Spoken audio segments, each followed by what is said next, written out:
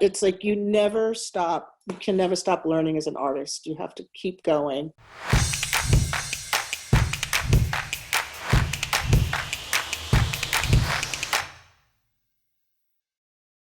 So I'll do a first pass read just to get a sense of the story. And then I actually go in and do a set description breakdown, which is very important. And even in my class, I teach that as the very first thing that you have to do. So you have to go through and highlight all the sets and find how many scenes are with that set and really understand each kind of the characters of the sets. You need to really define what all of those are. So that's a really time-consuming, multiple-paged breakdown. Your first impressions and all of that kind of comes out, and it becomes your guide for the whole movie.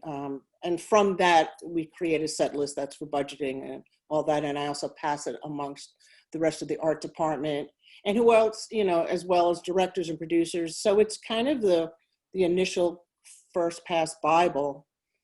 And then from there, I very quickly go right to research and first impressions and ideas. And the design boards are just that one more step of really defining texture and color. And then you start to get some actual furniture, actual location shots here and there. It's always a very long process anyway.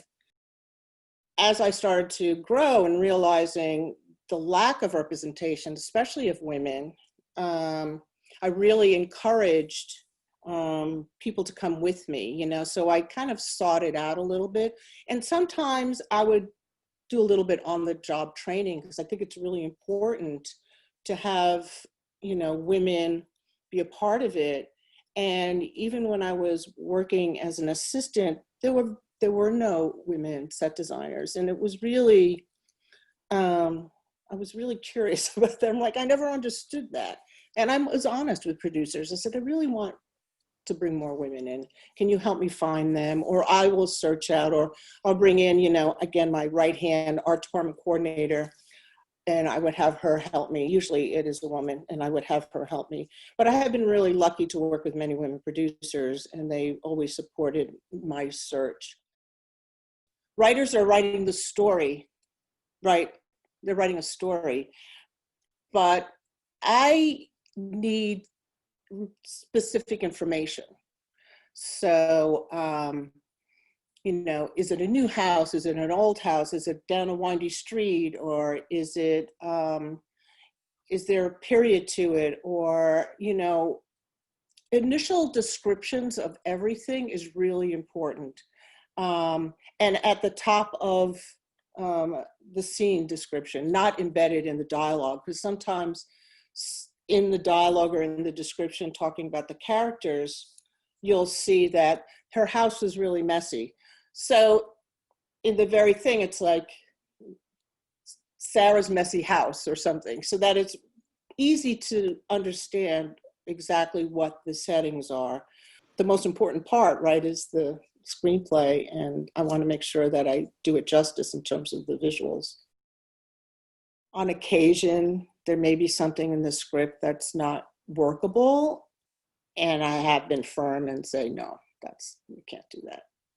Or there's just too many sets in a script.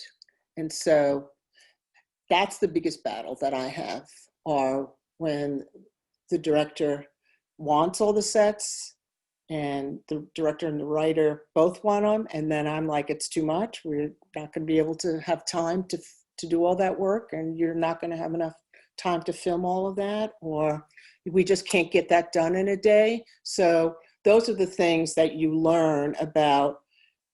If they write 5 locations in that have to shoot on the same day, you just have to learn how to make a priority list and going, well, we can't do that. It takes a long time to have the courage to say, no, we're not doing that.